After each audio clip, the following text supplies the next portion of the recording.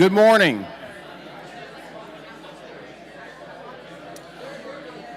Good morning. I'm Ben Ayers, Dean of the Terry College of Business. Let me welcome all of you to our Terry Exec Ed Center and to our Terry Third Thursday series. Got a good lively crowd today, so that's awesome. Let me thank you all for being here today. Also, let me thank the Alumni Board for organizing today's event and this entire series. We've had a great academic year, fiscal year for this series, and we've got a great speaker today, so looking forward to it.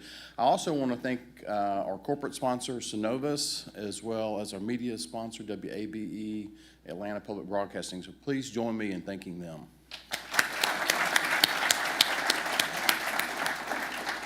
So on campus this past week, we had commencement activities, convocation activities for the Terry College, and so I know some of you were there. So we graduated another outstanding class of Terry College new alumni, and we've had a great year. If you've been in Athens this week, there's no traffic. You can get reservations wherever you would like. It's very different. It's really very stark. And yesterday we had an event to recognize some of our staff, and I reminded them that this only lasts for about 2 weeks, 2 months, and then in August it's crazy again. But we've had a great year on campus, and looking forward to welcoming a new class in just a couple of months. This is our Exec Ed Center. It's a home of our Executive MBA, our Professional MBA, as well as our new online MBA that will have our first class starting in September. And I know we've got some of our students here from Atlanta, as well as some of our students from Athens, and so we welcome them today. Next month, we'll have Sal Abate. Sal is the CEO of Veritiv Corporation, so continuing the great line of speakers. And this morning, what we're going to have is a fireside chat. It's going to be facilitated by Kathleen Phelps. And today's speaker is Mohamed Massaquoi. Mohamed is an organizational psychologist and the founder of VESSOL. He's a Georgia Bulldog. I think everybody knows that. So that's not a shock. He earned his Bachelor's of Science in 2008. Also a master's degree in Industrial and Organization Psychology in 2022. While at UGA, played wide receiver. We all know that. We all watched his terrific career.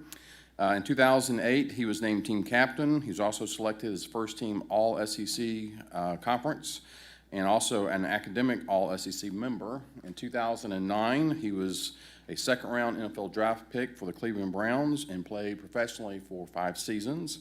Mohamed has turned the lessons he's learned from football into an organizational coaching consultancy. His company, VESSOL, works with firms such as Microsoft, State Farm, and Truist to diagnose and overcome the silos and bottlenecks that trip up good teams that impact efficiency. In spring 2017, Mohamed's life changed following a near-death ATV accident where he lost his left hand, and the event sparked the creation of VESSOL in a new chapter in his life. He has served on the UGA Alumni Board from 2017 to 2020 and was also honored as a member of the UGA Alumni Association's 2018 40 Under 40 class. So please join me in welcoming Mohamed, as well as Kathleen Phelps.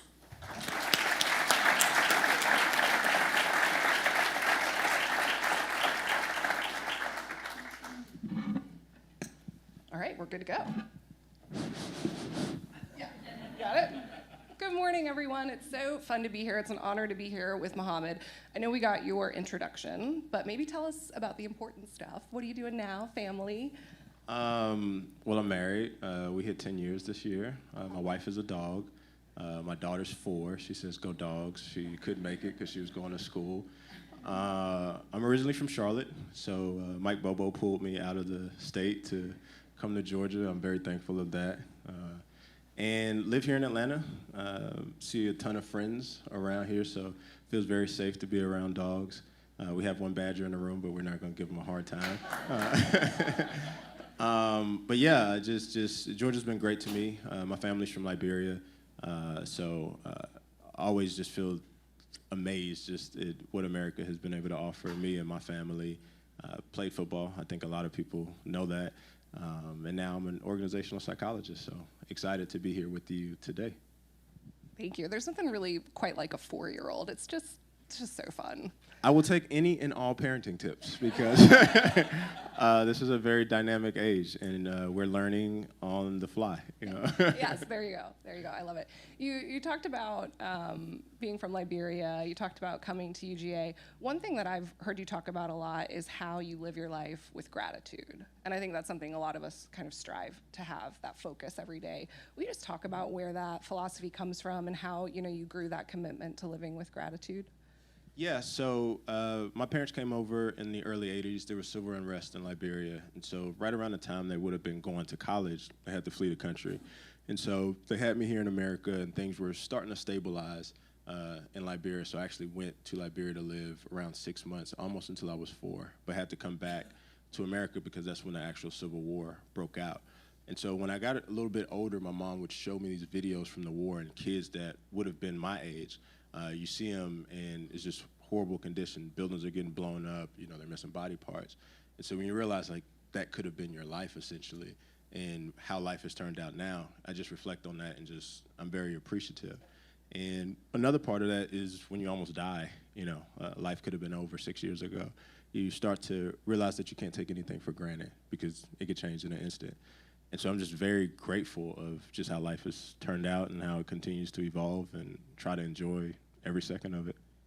Yeah, I love that. It's such great perspective. You've had such an interesting journey. I think let's talk about football. Let's just do it since we're gonna just start, right? Let's just do it. Go Dogs. Get out of the way.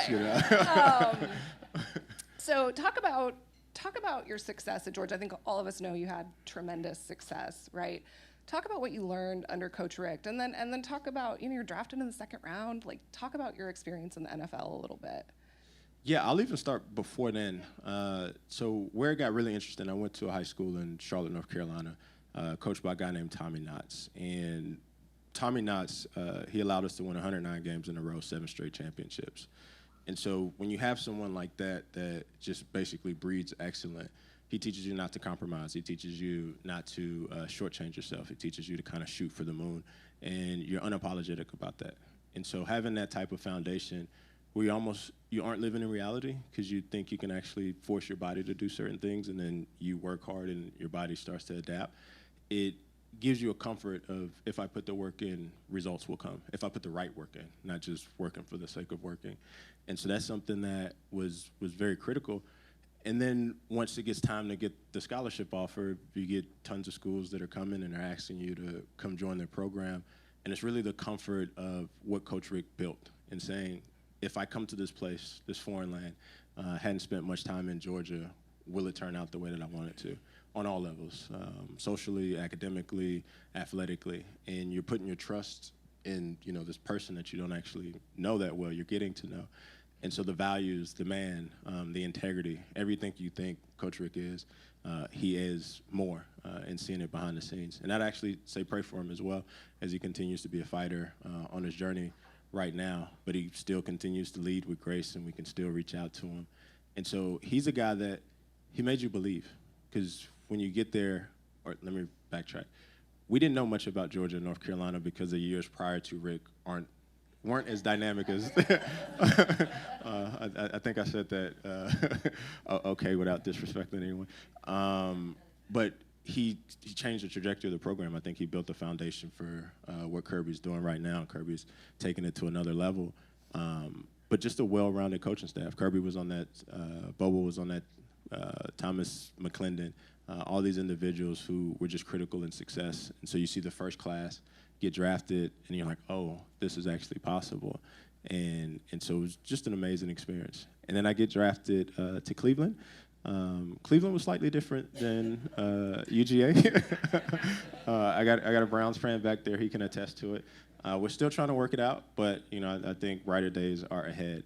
But one of the interesting things that I learned at Cleveland is while I was there, 22, you're still somewhat immature. You're learning, and you're complaining about the world around you just because you're like, oh, we're not winning. It's cold. This isn't happening. It's Cleveland. It's not Atlanta. It's not Georgia.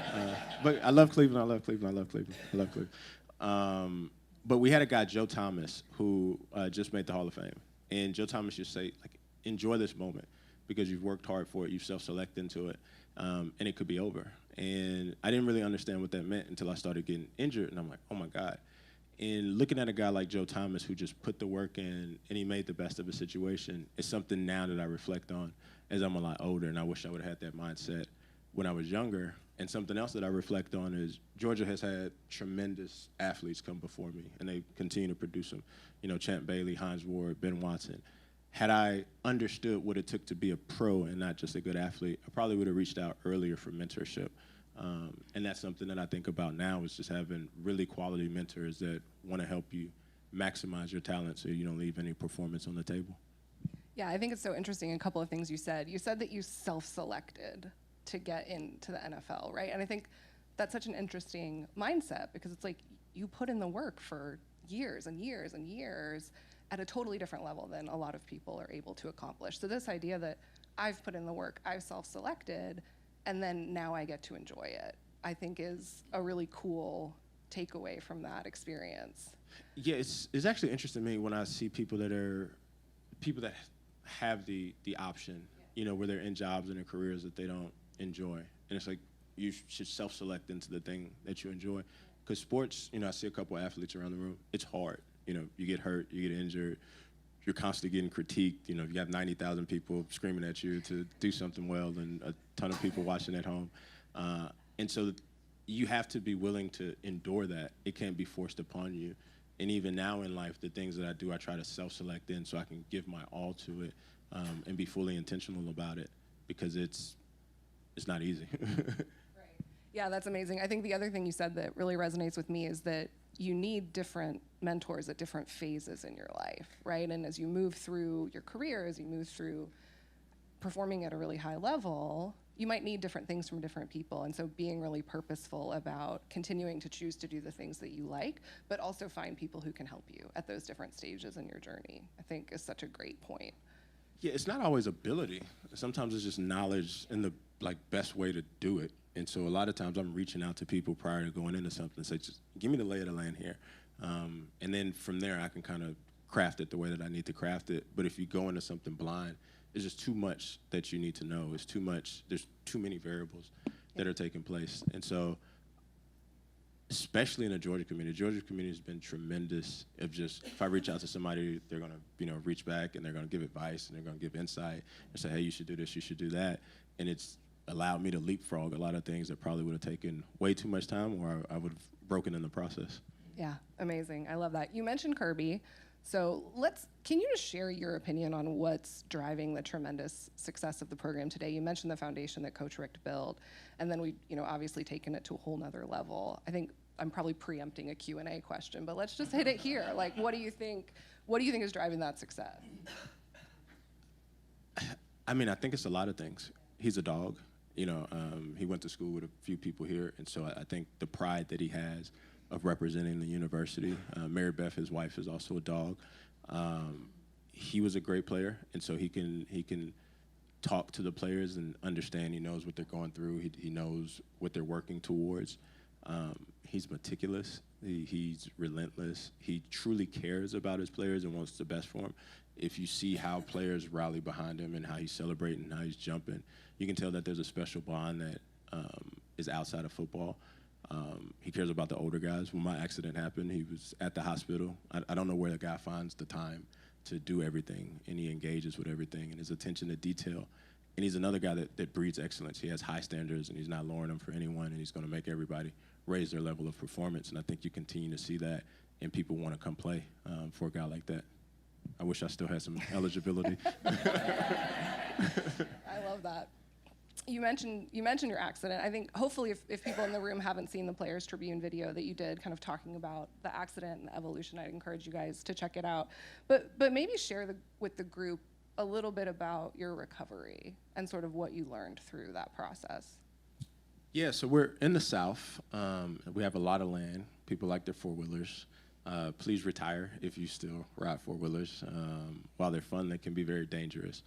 And so in April of 2017, joyriding and my life changed. My ATV ended up flipping, shatters my hand. And the significance of that for me in playing wide receiver, where this hand basically changes trajectory of my family, and that be the thing that I lose, was just mentally just difficult in a range of emotions, where it's depression, it's anxiety, it's fear, like, will I lose another body part? And so I had to go do the work for that, just mentally going to get therapy and counseling. And I think that's something that a lot of people shy away from.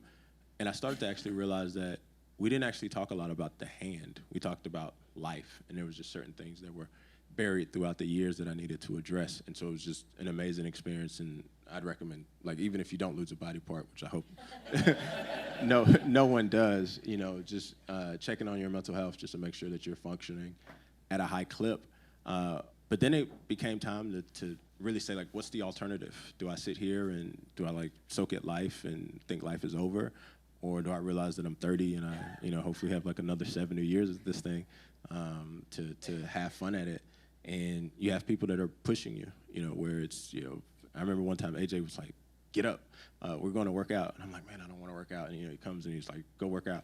And so you have people that are telling you to get back in the game, get back in the game. And so it's the internal drive, but also the external, of people making sure that you're okay and doing well. And then that just kind of set the chain reaction of saying, all right, what am I actually interested in? Who am I? I'd self-selected into being a football player, but I was kind of like still trying to figure out what I wanted to do in this adult version of me, and started to lock in and say, while I'm really fascinated with people, I'm really fascinated with performance, really fascinated with business, what's the undercurrent here to actually get businesses to move forward? And it's their people and getting them to perform.